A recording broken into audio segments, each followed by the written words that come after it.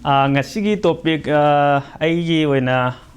ngangjagdorisi ngasigi representative democracy ecritic aduna tam sidang ngasigi yam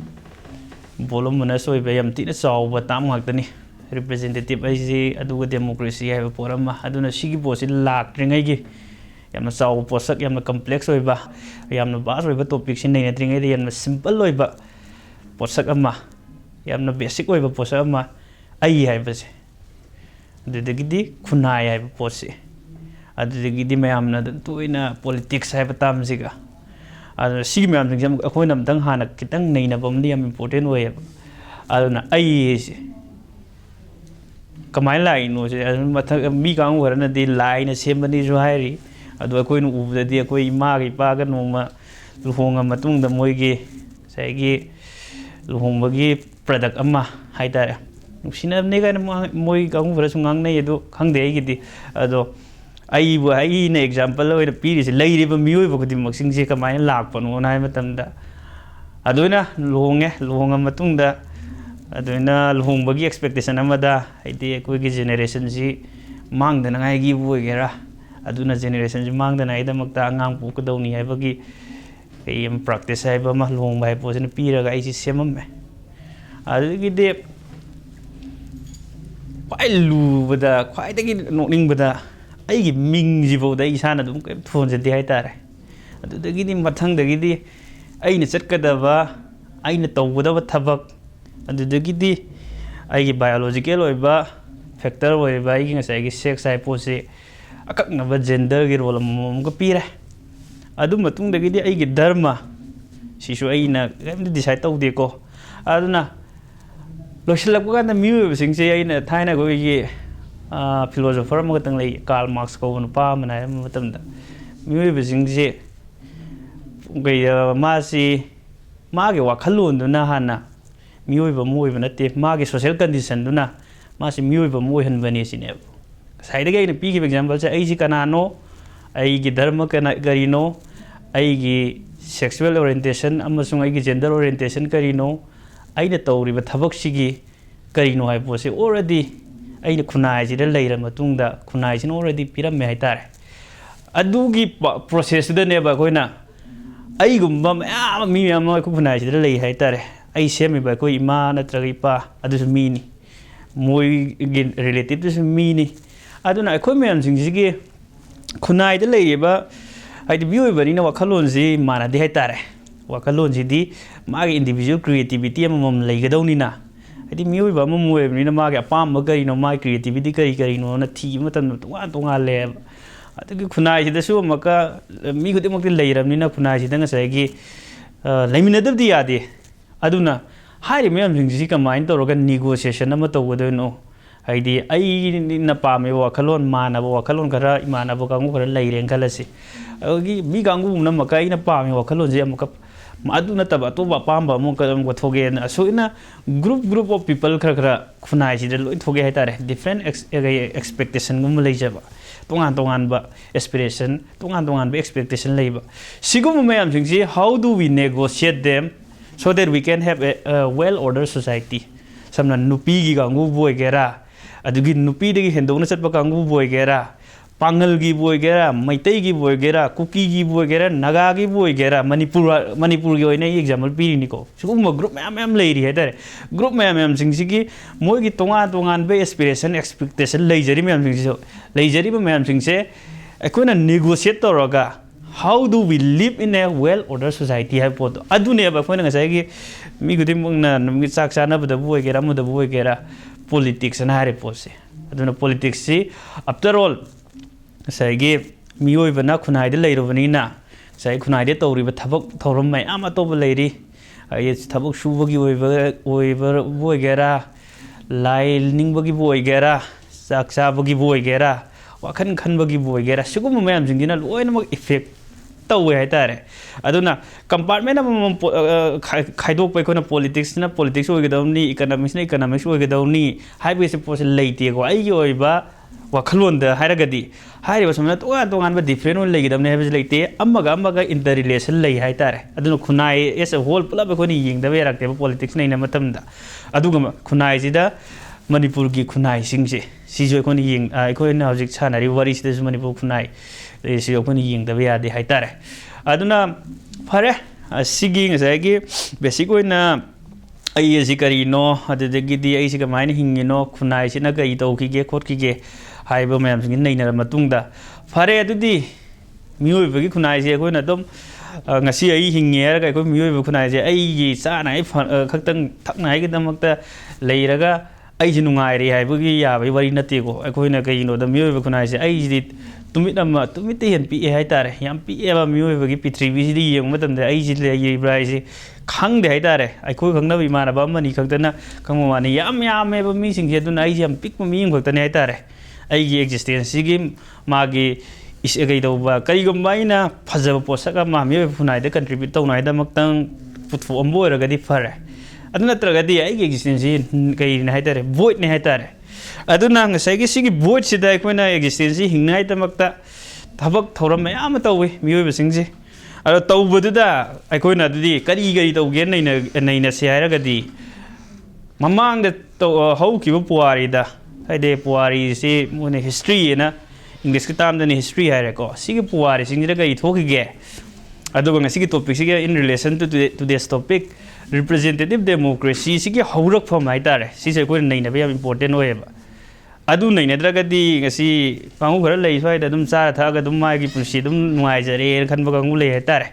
ꯑꯗꯨꯕꯨ ꯑꯗꯨꯒꯤꯒꯨꯝꯕ ꯀꯥꯡꯕꯨꯗꯤ ꯑꯩꯈꯣꯏꯅ animal ꯀꯥꯡꯕꯨꯁꯨ ꯑꯗꯨꯝ ꯇꯧꯋꯦ ꯍꯥꯏꯇꯥꯔꯦ ꯃꯣꯏꯁꯨ ꯆꯥꯔ ꯊꯛꯑꯒꯁꯨ ꯑꯗꯨꯝ ꯇꯧꯋꯤ ꯑꯗꯨꯕꯨ ꯑꯩꯈꯣꯏ ꯃꯤꯑꯣꯏꯕ ꯃꯣꯏꯒ ꯈꯦꯠꯅꯔꯤꯁꯦ ꯑꯩ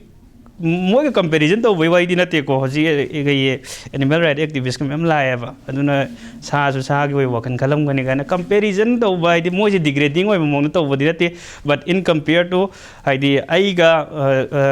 ꯃꯤꯑꯣꯏꯕꯒ ꯁꯥꯏꯕ ꯀꯥꯡꯕꯨꯁꯤꯡꯁꯤꯒ ꯑꯩꯈꯣꯏꯅ ꯀꯔꯤꯗ ꯀꯝꯄꯤꯌꯔ ꯇꯧꯕꯅꯣꯗ ꯃꯣꯏꯁꯨ ꯆꯥꯛ ꯆꯥꯏ ꯃꯣꯏꯁꯨ ꯔꯤꯄ꯭ꯔꯗꯛꯁꯟ ꯇꯧꯋꯤ ꯑꯦꯕ꯭ꯔꯤꯊꯤꯡ ꯇꯧꯋꯤ ꯑꯗꯨꯕꯨ ꯇꯥꯏꯕꯪ ꯃꯤꯑꯣꯏꯕꯗꯤ ꯑꯅꯧꯕ ꯄꯣꯠꯁꯛ ꯑꯃ ꯄꯨꯊꯣꯛꯅꯉꯥꯏꯒꯤ ꯅꯦꯆꯔꯁꯤꯒ ꯏꯟꯇꯔꯦꯛ ꯇꯧꯅꯉꯥꯏꯒꯤ ꯑꯗꯨꯝ ꯂꯩ ꯍꯥꯏꯇꯥꯔꯦ ꯇꯥꯏꯕꯪ ꯃꯤꯑꯣꯏꯕꯁꯤꯡꯁꯦ ꯑꯗꯨꯅ ꯃꯤꯑꯣꯏꯕꯒꯤ ꯈꯨꯟꯅꯥꯏꯁꯤ ꯄ꯭ꯔꯣꯒ꯭ꯔꯦꯁ ꯑꯣꯏꯕ ꯃꯑꯣꯡꯗ ꯁꯤꯚꯤꯂꯥꯏꯁ ꯑꯣꯏꯕ ꯁꯤꯚꯤꯂꯥꯏꯖꯦꯁꯟ ꯍꯥꯏꯕ ꯄꯣꯠ ꯑꯃ ꯑꯗꯨꯝ ꯆꯠꯂꯦ ꯍꯥꯏꯇꯥꯔꯦ ꯑꯗꯨꯒꯤ ꯁꯦꯝ ꯀꯦꯁꯇ ꯑꯩꯈꯣꯏꯒꯤ ꯉꯁꯥꯏꯒꯤ ꯌꯥꯝꯅ ꯀꯝꯄ꯭ꯂꯦꯛꯁ ꯑꯣꯏꯕ ꯌꯥꯝꯅ ꯐꯖꯕꯁꯨ ꯑꯣꯏꯕ ꯇꯥꯝ ꯗꯦꯃꯣꯀ꯭ꯔꯦꯁꯤꯒꯤ ꯍꯧꯔꯛꯐꯝꯁꯤꯡꯁꯦ ꯑꯩꯈꯣꯏ ꯑꯃꯨꯛꯇꯪ ꯀꯃꯥꯏꯅ ꯃꯥꯒꯤ ꯄ꯭ꯔꯣꯒ꯭ꯔꯦꯁꯁꯤ ꯀꯃꯥꯏꯅ ꯂꯥꯛꯏ ꯍꯥꯏꯕ ꯄꯣꯠꯁꯦ ꯑꯩꯈꯣꯏ ꯑꯃꯨꯛꯇꯪ ꯅꯩꯅꯁꯤ ꯍꯥꯏꯇꯥꯔꯦ ꯔꯤꯄ꯭ꯔꯖꯦꯟꯇꯦꯇꯤꯚ ꯗꯦꯃꯣꯀ꯭ꯔꯦꯁꯤ ꯍꯥꯏꯕ ꯇꯥꯝꯁꯤ ꯂꯥꯛꯇ꯭ꯔꯤꯉꯩꯗ ꯑꯩꯈꯣꯏꯅ ꯗꯦꯃꯣꯀ꯭ꯔꯦꯁꯤ ꯍꯥꯏꯕꯁꯤ ꯀꯩꯅꯣꯅ ꯍꯥꯏꯕꯗ ꯌꯥꯝꯅ ꯂꯨꯖꯂꯤ ꯑꯣꯏꯕ ꯃꯑꯣꯡꯗ ꯃꯩꯇꯩꯂꯣꯟꯗ ꯍꯥꯏꯅꯔꯤꯁꯤꯅ ꯃꯤꯌꯥꯝꯒꯤ ꯂꯩꯉꯥꯛꯑꯅ ꯍꯥꯏꯅꯔꯤ ꯁꯤ ꯀꯃꯥꯏꯅ ꯇꯧꯔꯒ ꯂꯥꯛꯈꯤ ꯍꯥꯏꯕꯁꯤ ꯑꯩꯈꯣꯏꯅ ꯉꯁꯥꯏꯒꯤ ꯍꯥꯏꯕꯗꯣ ꯃꯤꯑꯣꯏꯕꯒꯤ ꯄꯨꯋꯥꯔꯤꯁꯤ ꯌꯥꯝ ꯌꯥꯝꯃꯦ ꯍꯥꯏꯇꯥꯔꯦ ꯑꯩꯅ ꯉꯁꯤ ꯍꯤꯡꯉꯦ ꯀꯥꯏꯅ ꯑꯩꯅ ꯗꯞ ꯇꯧꯔꯒ ꯃꯤꯑꯣꯏꯕꯁꯤ ꯉꯁꯤꯗꯒꯤ ꯍꯧꯔꯛꯄ ꯅꯠꯇꯦ ꯑꯩꯅ ꯁꯨꯡꯎꯗꯕ ꯖꯦꯅꯦꯔꯦꯁꯟ ꯃꯌꯥꯝ ꯆꯠꯈ꯭ꯔꯦ ꯍꯥꯏꯇꯥꯔꯦ ꯑꯗꯨꯒꯤ ꯃꯣꯏꯅ ꯀꯃꯥꯏꯅ ꯍꯤꯡꯒꯦ ꯍꯥꯏꯕꯁꯤ ꯅꯩꯅꯕ ꯃꯇꯝꯗ ꯌꯥꯝ ꯁꯤꯝꯄꯜ ꯑꯣꯏꯕ ꯃꯑꯣꯡꯗ ꯑꯍꯥꯟꯕꯗ ꯒ꯭ꯔꯤꯛꯀꯤ ꯃꯥꯒꯤ ꯁꯤꯚꯤꯂꯥꯏꯖꯦꯁꯟ ꯑꯃ ꯂꯩꯔꯝꯕꯁꯤꯗꯒꯤ ꯗꯦꯃꯣꯀ꯭ꯔꯦꯁꯤꯁꯦ ꯑꯍꯥꯟꯕ ꯍꯧꯔꯛꯄ ꯃꯇꯝꯁꯤꯗ ꯑꯩꯒꯤꯗꯤ ꯀ꯭ꯔꯤꯇꯤꯛ ꯑꯃ ꯑꯣꯏꯕꯅꯤ나 ꯁꯤꯒꯤ ꯔꯤꯄ꯭ꯔꯖꯦꯟꯇꯦꯇꯤꯚ ꯗꯦꯃꯣꯀ꯭ꯔꯦꯁꯤꯁꯤ ꯃꯥꯒꯤ ꯀ꯭ꯔꯤꯇꯤꯛ ꯄꯤꯕꯅꯤꯅ ꯉꯁꯥꯏꯒꯤ ꯀꯃꯥꯏꯅ ꯇꯧꯋꯦ ꯍꯥꯏꯕ ꯃꯇꯝꯗ ꯁꯤꯒꯤ ꯁꯣꯁꯥꯏꯇꯤꯁꯤꯗ ꯀꯔꯝꯕ ꯀꯥꯡꯕꯨꯁꯤꯡ ꯀ꯭ꯔꯤꯇꯤꯛ ꯑꯃ ꯄꯤꯒꯦ ꯍꯥꯏꯔꯒꯗꯤ ꯗꯦꯃꯣꯀ꯭ꯔꯦꯁꯤꯁꯤꯅ ꯀꯔꯝꯕ ꯀꯥꯡꯕꯨꯁꯤꯡꯁꯤ ꯌꯥꯎꯍꯟꯗꯦ ꯍꯥꯏꯕꯁꯤꯗꯒꯤ ꯑꯩ ꯍꯥꯟꯅ ꯍꯧꯖꯒꯦꯀꯣ ꯗꯦꯃꯣꯀ꯭ꯔꯦꯁꯤꯗ ꯑꯗꯨ ꯍꯧꯔꯦ ꯍꯥꯏꯔꯒꯁꯨ ꯑꯗꯨꯗ ꯃꯇꯝꯗꯨꯗ ꯑꯩꯈꯣꯏꯅ ꯃꯩꯇꯩꯂꯣꯟꯗ ꯌꯥꯝ ꯁꯤꯖꯤꯟꯅꯔꯤꯕ ꯃꯤꯅꯥꯏ ꯍꯥꯏꯕꯁꯦ ꯃꯅꯥꯏ ꯅꯠꯇ꯭ꯔꯒ ꯃꯤꯅꯥꯏ ꯁꯤ ꯏꯪꯂꯤꯁꯇꯅ ꯁ꯭ꯂꯦꯞ ꯑꯗꯨꯅ ꯁ꯭ꯂꯦꯞ ꯀꯥꯡꯕꯨꯁꯤꯡ ꯌꯥꯎꯍꯟꯗꯦ ꯑꯅꯤꯁꯨꯕꯗꯅ ꯉꯁꯥꯏꯒꯤ ꯍꯧꯖꯤꯛ ꯃꯇꯝꯗꯁꯨ ꯄꯦꯇ꯭ꯔꯤꯌꯥꯔꯀꯤꯒꯤ ꯆꯩꯊꯦꯡ ꯐꯪꯉꯤꯕ ꯅꯨꯄꯤ ꯍꯥꯏꯇꯥꯔꯦ ꯑꯗꯨꯒ ꯃꯣꯏ ꯀꯥꯡꯕꯨꯁꯤꯡꯁꯨ ꯍꯧꯖꯤꯛꯀꯤ ꯗꯦꯃꯣꯀ꯭ꯔꯦꯁꯤꯒꯤ ꯄ꯭ꯔꯣꯁꯦꯁꯇꯨꯗ ꯌꯥꯎꯍꯜꯂꯝꯗ꯭ꯔꯦ ꯌꯥꯎꯍꯟꯗꯕꯗꯒꯤꯗꯤ ꯒ꯭ꯔꯤꯛꯀꯤ ꯁꯤꯚꯤꯂꯥꯏꯖꯦꯁꯟꯁꯤ ꯌꯥꯝ ꯊꯤꯅ ꯇꯞꯅ ꯀꯩꯗꯧꯔꯦ ꯑꯣꯔꯊꯣꯗꯣꯛꯁ ꯑꯣꯏꯔꯛꯄꯗꯒꯤꯗꯤ ꯃꯣꯏꯒꯤ ꯋꯦꯁꯇꯔꯟ ꯁꯤꯚꯤꯂꯥꯏꯖꯦꯁꯟꯁꯤꯗ ꯉꯁꯥꯏꯒꯤ ꯈ꯭ꯔꯤꯁꯇꯤꯌꯥꯅꯤꯇꯤ ꯂꯥꯛꯄꯗꯒꯤꯗꯤ ꯑꯦꯕ꯭ꯔꯤꯊꯤꯡꯒꯤ ꯂꯥꯏꯅ ꯂꯣꯏꯅ ꯇꯧꯒꯗꯕꯅꯦꯅ ꯍꯥꯏꯒꯠꯂꯛꯄꯗꯒꯤꯗꯤ ꯃꯣꯏꯁꯦ ꯌꯥꯝ ꯑꯣꯔꯊꯣꯗꯣꯛꯁ ꯑꯣꯏꯔꯒ ꯀꯟꯖꯔꯕꯦꯇꯤꯞ ꯑꯣꯏꯔꯒ ꯗꯦꯃꯣꯀ꯭ꯔꯦꯁꯤꯒꯤ ꯅꯣꯡ ꯀꯩꯀꯥꯁꯤꯡꯁꯤ ꯂꯣꯏꯅ ꯃꯥꯡꯈ꯭ꯔꯦ ꯍꯥꯏꯇꯥꯔꯦ ꯑꯗꯨ ꯃꯇꯨꯡꯗ ꯑꯃꯨꯛꯀ ꯀꯣꯟꯅ ꯏꯪꯂꯟ ꯍꯥꯏꯕ ꯃꯐꯝ ꯑꯗꯨꯒ ꯄ꯭ꯔꯤꯊꯤꯕꯤ ꯃꯐꯝ ꯈꯨꯗꯤꯡꯃꯛ ꯀꯣꯂꯣꯅꯤ ꯑꯣꯏꯅ ꯑꯣꯟꯊꯣꯛꯑꯝꯕ ꯏꯪꯂꯟ ꯍꯥꯏꯔꯤꯕ ꯀꯥꯡꯕꯨꯁꯤꯡꯁꯤꯗꯒꯤ ꯑꯃꯨꯛꯀ ꯃꯣꯏꯅ ꯗꯦꯃꯣꯀ꯭ꯔꯦꯁꯤꯒꯤ ꯄ꯭ꯔꯣꯁꯦꯁ ꯇꯧꯋꯤ ꯑꯗꯨ ꯃꯇꯝꯗꯁꯨ ꯉꯁꯥꯏꯒꯤ ꯑꯩꯈꯣꯏꯅ ꯍꯧꯖꯤꯛ ꯍꯥꯏꯅꯔꯤꯕ ꯑꯦꯗꯣꯜ ꯐ꯭ꯔꯦꯟꯆꯥꯏꯁ ꯅꯠꯇ꯭ꯔꯒ ꯌꯨꯅꯤꯚꯔꯁꯦꯜ ꯑꯦꯗꯣꯜ ꯐ꯭ꯔꯦꯟꯆꯥꯏꯁ ꯂꯩꯇꯦꯀꯣ ꯃꯣꯏ ꯕ꯭ꯔꯤꯇꯦꯟꯗꯁꯨ ꯃꯇꯝꯗꯨꯗ ꯉꯁꯥꯏꯒꯤ ꯄ꯭ꯔꯣꯄꯔꯇꯤ ꯑꯣꯅꯤꯡ ꯀ꯭ꯂꯥꯁ ꯍꯥꯏꯕ ꯀꯥꯡꯕꯨꯁꯤꯡꯁꯤꯅ ꯉꯁꯥꯏꯒꯤ ꯗꯦꯃꯣꯀ꯭ꯔꯦꯇꯤꯛ ꯄ꯭ꯔꯣꯁꯦꯁꯁꯤꯗ ꯑꯗꯨꯝ ꯌꯥꯎꯋꯤ ꯑꯩꯅ ꯉꯁꯥꯏꯒꯤ ꯁꯤꯗ ꯍꯥꯏꯅꯤꯡꯉꯤꯕ ꯃꯌꯥꯝꯁꯤꯡꯁꯤ ꯗꯦꯃꯣꯀ꯭ꯔꯦꯁꯤꯒꯤ ꯀ꯭ꯔꯤꯇꯤꯛ ꯄꯤꯕꯅꯤꯅ ꯑꯩꯒꯤꯗꯤ ꯀꯅꯥ ꯀꯅꯥ ꯌꯥꯎꯗꯒꯦ ꯀꯅꯥꯅ ꯗꯦꯃꯣꯀ꯭ꯔꯦꯁꯤ ꯍꯥꯏꯕ ꯄꯣꯠꯁꯛꯁꯤꯒꯤ ꯃꯥꯌꯣꯛꯇ ꯗꯦꯃꯣꯀ꯭ꯔꯦꯁꯤꯒꯤ ꯄ꯭ꯔꯣꯁꯦꯁꯁꯦ ꯌꯥꯎꯈꯤꯗꯕ ꯀꯅꯥꯁꯤꯡꯅ ꯀꯔꯤ ꯇꯧꯈꯤꯒꯦ ꯍꯥꯏꯕ ꯄꯣꯠꯇꯨꯅꯤ ꯑꯩꯅ ꯑꯗꯨꯝ ꯂꯥꯛꯆꯗꯣꯏꯁꯦ ꯑꯗꯨꯅ ꯉꯁꯥꯏꯒꯤ ꯕ꯭ꯔꯤꯇꯤꯁꯇ ꯑꯗꯨꯃꯥꯏꯅ ꯇꯧꯔꯦ ꯑꯗꯨꯒ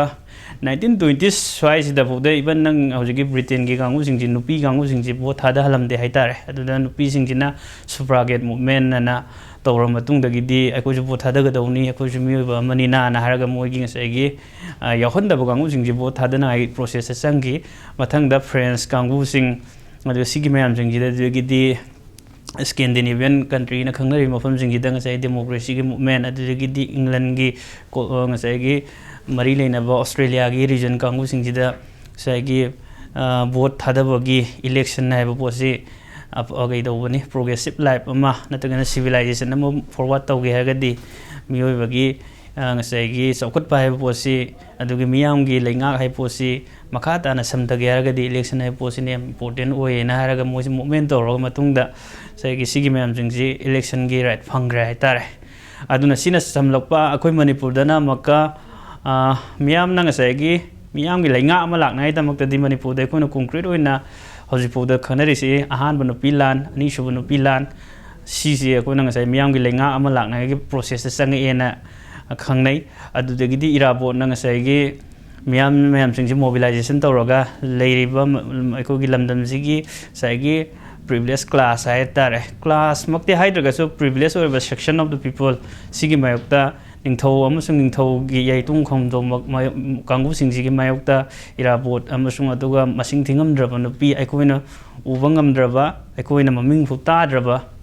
ꯅꯨꯄꯤ ꯃꯌꯥꯝꯁꯤꯡ ꯄꯨꯂꯞ ꯄꯨꯜꯂꯒ ꯉꯁꯥꯏꯒꯤ ꯁꯤꯒꯤ ꯗꯦꯃꯣꯀ꯭ꯔꯦꯇꯤꯛ ꯑꯣꯏꯕ ꯃꯨꯚꯃꯦꯟꯠ ꯑꯃ ꯇꯧꯈ꯭ꯔꯦ ꯑꯗꯨꯒ ꯉꯁꯥꯏꯒꯤ ꯏꯟꯗꯤꯌꯥꯒ ꯄꯨꯟꯗ꯭ꯔꯤꯉꯩ ꯃꯇꯝꯗ ꯃꯅꯤꯄꯨꯔꯁꯤ ꯉꯁꯥꯏꯒꯤ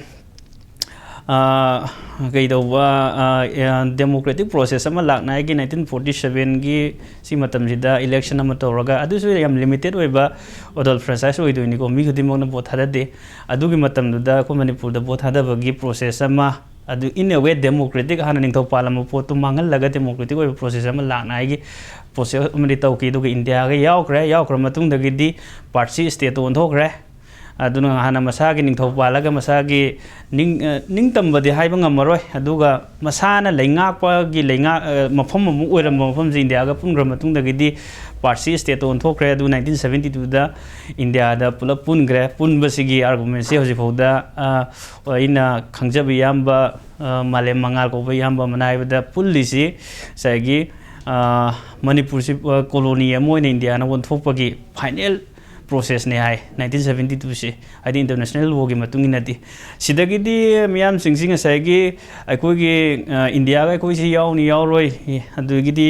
ꯇꯧꯒꯗꯕꯅꯤ ꯇꯧꯔꯣꯏꯗꯕꯅꯤ ꯏꯟꯗꯤꯌꯥꯗꯒꯤ ꯇꯣꯉꯥꯟ ꯇꯥꯒꯗꯕꯅꯤ ꯈꯣꯠꯀꯗꯕꯅꯤ ꯍꯥꯏꯕꯒꯤ ꯃꯨꯚꯃꯦꯟ ꯑꯗꯨꯗꯒꯤꯗꯤ ꯑꯇꯣꯞꯄ ꯐꯣꯔꯦꯅꯔꯒꯤ ꯏꯁꯨ ꯀꯔꯤ ꯀꯔꯥ ꯃꯌꯥꯝ ꯑꯃ ꯃꯅꯤꯄꯨꯔꯁꯤꯗ ꯑꯗꯨꯝ ꯏꯁꯨ ꯃꯌꯥꯝ ꯊꯣꯛꯂꯛꯄꯗꯒꯤꯗꯤ ꯉꯁꯥꯏꯒꯤ ꯏꯂꯦꯛꯁꯟꯁꯤꯅ ꯉꯁꯥꯏꯒꯤ ꯁꯤꯒꯤ ꯏꯁꯨ ꯃꯌꯥꯝꯁꯤꯡꯁꯦ ꯍꯥꯏꯗꯤ ꯍꯧꯖꯤꯛꯀꯤ ꯃꯇꯝꯗꯗꯤ ꯏꯁꯨꯁꯤ ꯌꯥꯝ ꯌꯥꯝꯈ꯭ರೆ ꯍꯥꯏꯗꯤ ꯈꯨꯟꯅꯥꯏ ꯑꯃ ꯆꯥꯎꯈꯠꯂꯒ ꯏꯁꯨꯁꯤ ꯔꯤꯖꯣꯜꯕ ꯇꯧꯕꯒꯤ ꯃꯍꯨꯠꯇ ꯍꯦꯟꯅ ꯏꯁꯨ ꯊꯣꯛꯂꯛꯄꯗꯣ ꯑꯗꯨꯅ ꯍꯧꯖꯤꯛꯇꯤ ꯑꯔꯣꯏꯕꯗ ꯉꯁꯥꯏꯒꯤ ꯏꯂꯦꯛꯁꯟꯁꯤ ꯇꯨꯜ ꯑꯃ ꯑꯣꯏꯅ ꯉꯁꯥꯏꯒꯤ ꯂꯩꯔꯤꯕ ꯃꯤꯌꯥꯝꯁꯤꯡꯁꯤꯅ ꯁꯤꯖꯤꯟꯅꯩ ꯍꯥꯏꯇꯥꯔꯦ ꯄꯩꯁꯥ ꯄꯥꯏꯕ ꯀꯥꯡꯕꯨꯒꯤꯁꯨ ꯃꯥꯒꯤ ꯏꯂꯦꯛꯁꯟꯁꯤ ꯃꯥꯒꯤ ꯄꯩꯁꯥꯗꯨ ꯍꯦꯟꯅ ꯄꯥꯏꯅꯉꯥꯏꯒꯤ ꯑꯗꯨꯒꯤ ꯀ꯭ꯔꯤꯃꯤꯅꯦꯜ ꯑꯣꯏꯔꯝꯕ ꯀꯥꯡꯕꯨꯁꯤꯡ ꯑꯗꯨꯒꯤ ꯊꯤꯀꯥꯗꯥꯔ ꯀꯥꯡꯕꯨꯁꯤꯡ ꯏꯖꯠ ꯂꯩꯅ ꯄꯨꯟꯁꯤ ꯃꯍꯤꯡ ꯏꯖꯠ ꯂꯩꯕ ꯄꯨꯟꯁꯤ ꯑꯃꯗ ꯍꯤꯡꯒꯦ ꯍꯥꯏꯔꯒꯁꯨ ꯚꯣꯠꯁꯤ ꯁꯤꯖꯤꯟꯅꯕ ꯍꯥꯏꯇꯥꯔꯦ ꯑꯗꯨꯗꯒꯤꯗꯤ ꯑꯌꯥꯝꯕꯅ ꯉꯁꯥꯏ ꯑꯩꯅ ꯍꯧꯔꯛꯄꯗ ꯍꯥꯏꯈꯤꯕ ꯉꯁꯥꯏꯒꯤ ꯁꯤꯒꯤ ꯂꯩꯔꯤꯕ ꯑꯩꯒꯤ ꯏꯟꯇꯔꯦꯁ ꯀꯟꯐ꯭ꯂꯤꯛꯇꯤꯡ ꯑꯣꯏꯕ ꯏꯟꯇꯔꯦꯁꯁꯤꯡꯁꯤ ꯍꯥꯎ ꯗꯨ ꯋꯤ ꯔꯤꯖꯣꯜꯕ ꯗꯦꯝ ꯍꯥꯏꯕꯗꯨ ꯄꯣꯂꯤꯇꯤꯛꯁ ꯑꯃ ꯑꯣꯏꯈꯤꯕꯅꯤꯅ ꯉꯁꯥꯏꯒꯤ ꯏꯂꯦꯛꯁꯟꯁꯤ ꯁꯤꯖꯤꯟꯅꯔꯒ ꯑꯩꯈꯣꯏꯒꯤ ꯅꯨꯄꯤꯅꯕꯨ ꯑꯣꯏꯒꯦꯔꯥ ꯅꯨꯄꯤꯒꯤ ꯏꯁꯨꯁꯤꯕꯨ ꯑꯦꯗ꯭ꯔꯦꯁ ꯇꯧꯅꯉꯥꯏꯗꯃꯛꯇ ꯏꯂꯦꯛꯁꯟꯗ ꯃꯣꯏꯒꯤ ꯔꯤꯄ꯭ꯔꯖꯦꯟꯇꯦꯁꯟ ꯊꯥꯕꯕꯨ ꯑꯣꯏꯔꯁꯨ ꯏꯚꯟ ꯑꯩ ꯄꯥꯡꯒꯟꯒꯤ ꯑꯣꯏꯔꯒꯁꯨ ꯄꯥꯡꯒꯟꯒꯤ ꯊꯥꯏ ꯑꯗꯨꯗꯒꯤꯗꯤ ꯀꯨꯀꯤꯕꯨ ꯑꯣꯏꯒꯦꯔꯥ ꯅꯥꯒꯥꯒꯤꯕꯨ ꯑꯣꯏꯒꯦꯔꯥ ꯃꯩꯇꯩꯒꯤ ꯔꯤꯚꯥꯏꯕꯦꯂꯤꯁ ꯃꯨꯚꯃꯦꯟꯕꯨ ꯑꯣꯏꯒꯦꯔꯥ ꯑꯦꯕ꯭ꯔꯤꯊꯤꯡꯁꯤ ꯉꯁꯥꯏꯒꯤ ꯏꯂꯦꯛꯁꯟꯒꯤ ꯄ꯭ꯔꯣꯁꯦꯁꯁꯤꯃ ꯂꯣꯏ ꯁꯤꯖꯤꯟꯅꯕꯒꯤ ꯄ꯭ꯔꯥꯛꯇꯤꯁ ꯑꯃ ꯇꯧꯔꯦ ꯍꯥꯏꯇꯥꯔꯦ ꯃꯅꯤꯄꯨꯔꯗꯅ ꯍꯧꯖꯤꯛꯁꯦ ꯑꯗꯨ ꯏꯁꯨꯗꯨꯕꯨꯗꯤ ꯁꯣꯜꯕꯇꯤ ꯇꯧꯗꯦꯀꯣ ꯆꯍꯤ ꯍꯨꯝꯗ꯭ꯔꯥꯁꯤꯗ ꯑꯩꯈꯣꯏꯁꯨ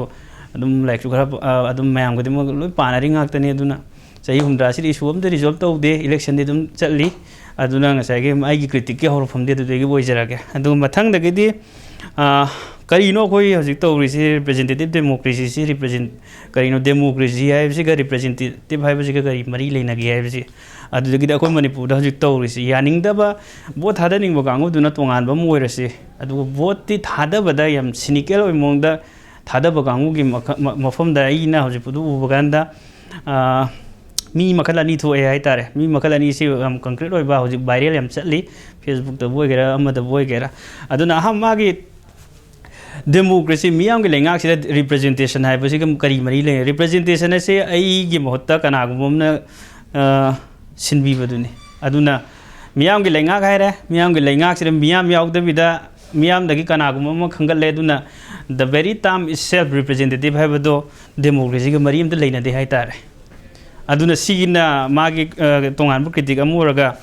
अखोई मणिपुरदा हजिकी सिनेरियो सिदा हेंगसे भोट लाकादोरे सिगी सिनेरियो सिदा ngसाइगी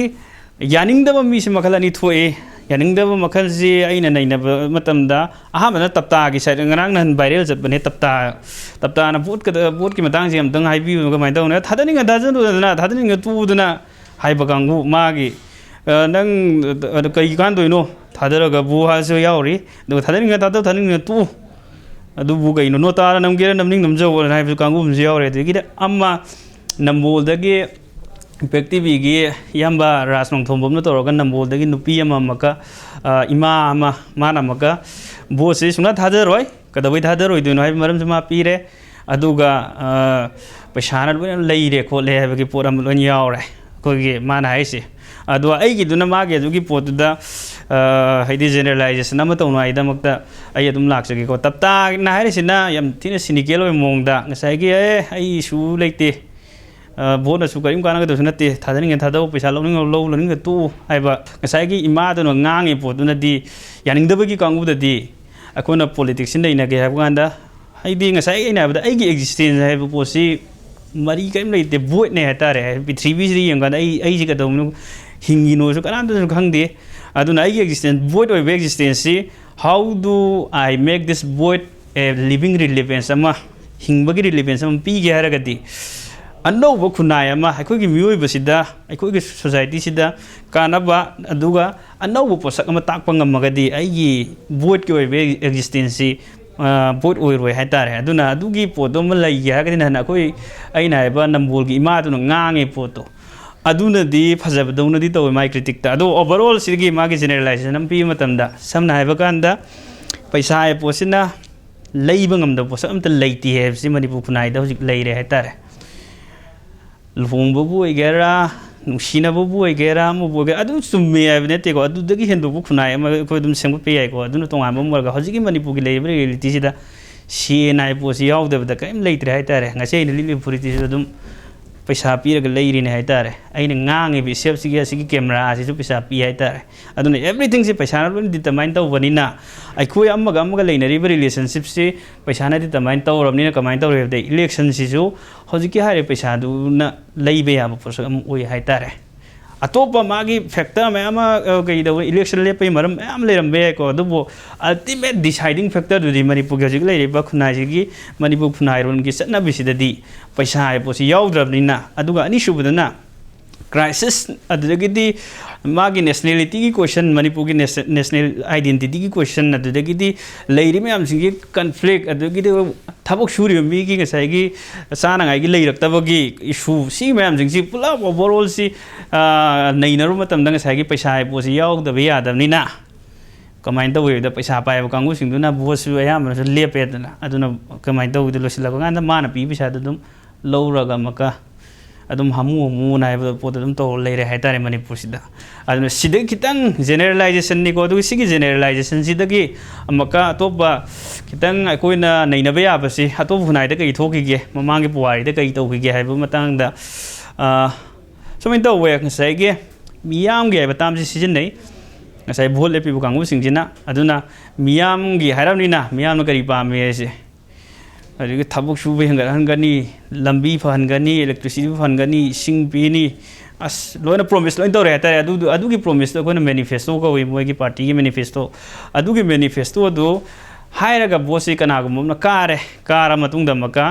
हजिकी अखोगी रिप्रेजेंटेटिव ओरे मीसिंग से अमका वोट काखरा मतुंग अखोगी थबक अमदा तौरक्त्रे हाइतारे तौरक्ते सिगी मरम जी करिनो हाय मतमदा साइगी मियाम दुगिसु इंटरेस्ट लई अदुगा मियाम दुना खल्लिबा पॉलिटिशियन दुगिसु इंटरेस्ट अमा लेजे हाइतारे सिगी इंटरेस्ट से मियाम ददी उथोक्तबा